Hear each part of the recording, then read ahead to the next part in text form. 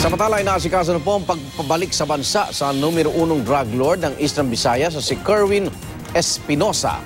Matapos siyang mahuli sa Abu Dhabi kahapon po ng madaling araw. At kaugnay ng balitang yan, mausap natin live si PNP spokesperson, Senior Superintendent Leonardo Carlos. Good morning po, Senior Superintendent Carlos. Welcome sa Unang Balita. Yes, magandang umaga po sa inyong lahat. Mula po kay Chief PNP General De La Rosa, magandang umaga. Good morning, sir. Good morning. Ang tanong ng lahat, kailan ba ito maibabalik sa bansa si Kerwin Espinosa? Anong pinahuling proseso ngayon? Well, patuloy ho yung deportation process at yung transfer of custody ni Kerwin Espinosa para maibigay doon sa PNP team natin sa pamumuno ni Senior Superintendent Bert Ferro.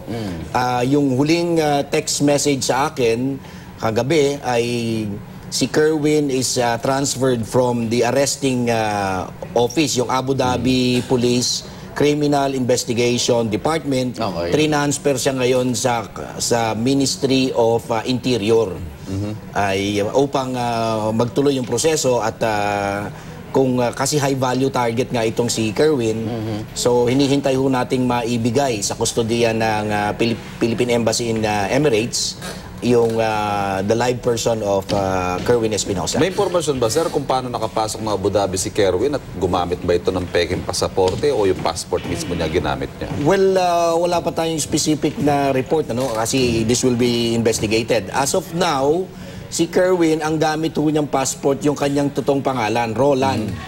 So, he's known to be the alias of Kerwin. So, posibleng yung kanyang pasaporte na yung kanyang original na pangalan ang ginamit.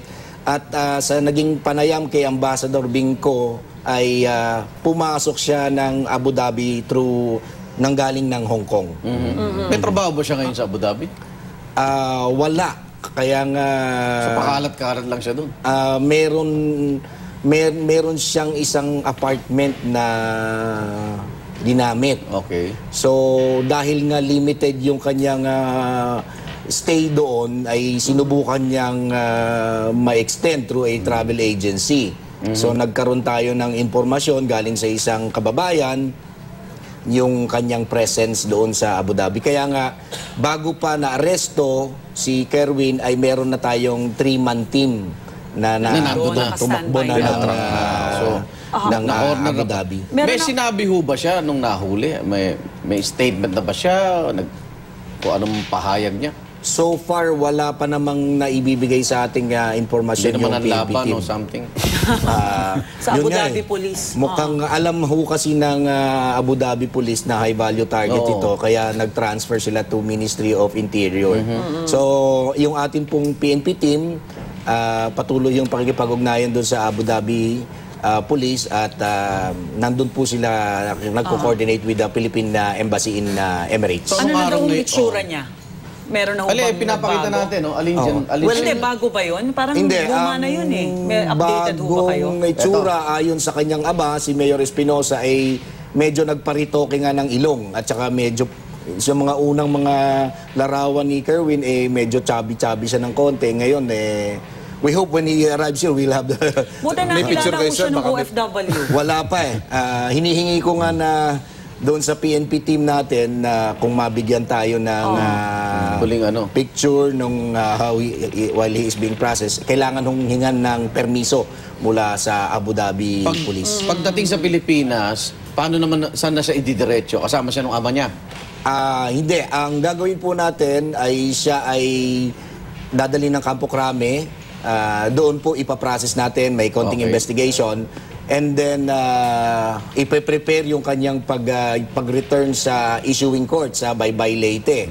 So, yun yung ipe-prepare muna natin, the security preparation, the movement, para maibalik ho natin yung warrant ni Kerwin and the live person of Kerwin sa issuing court sa Baybay Leyte. May pinag-uusapan po, baka tetestigo daw siya laban kay Senadora Laila de Lima at pinag-uusapan yung pagbibigay ng immunity sa kanya. Tama ho ba yun?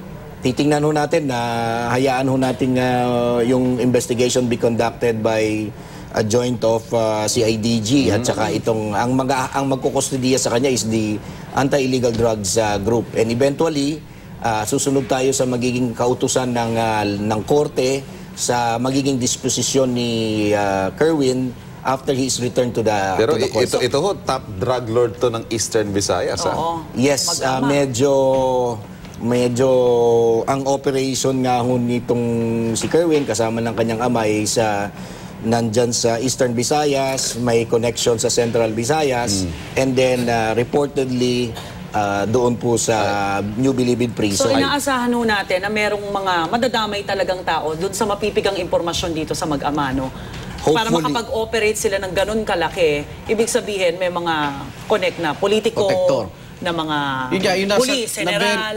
Na-verify na ba sa listahan yung senador na naging Justice Secretary na protector nila? Wala ho pa tayong nahahawakan sa level po ng Philippine National Police. Pag ito ay pinaalam ng ating Commander-in-Chief and the President, then gagamitin po namin yung information to be able to build a case. So ito, nahuli, walang surrender feeler to. Wala po. Dahil taong bayan, kababayan ho natin ang Buti naman tumulong. nakilala eh, no?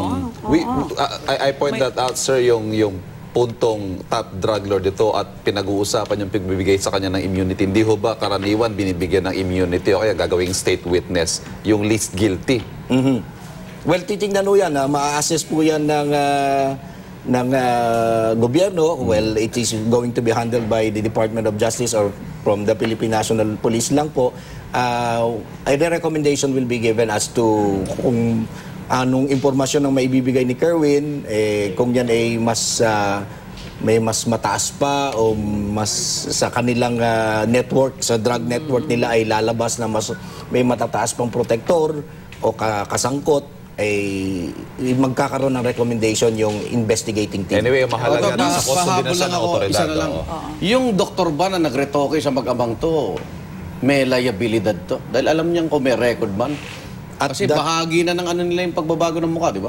Well, Kung alam niya at that siguro, time, no? kung alam ho nila, magkakaroon din ho yan ng isang punto rin ho yan na Diba? magiging topic o titingnan sa investigasyon. Conspiracy siguro, no? Okay, alam ng congratulations po. Maraming salamat. PNP spokesperson, Senior Superintendent Leonardo Carlos.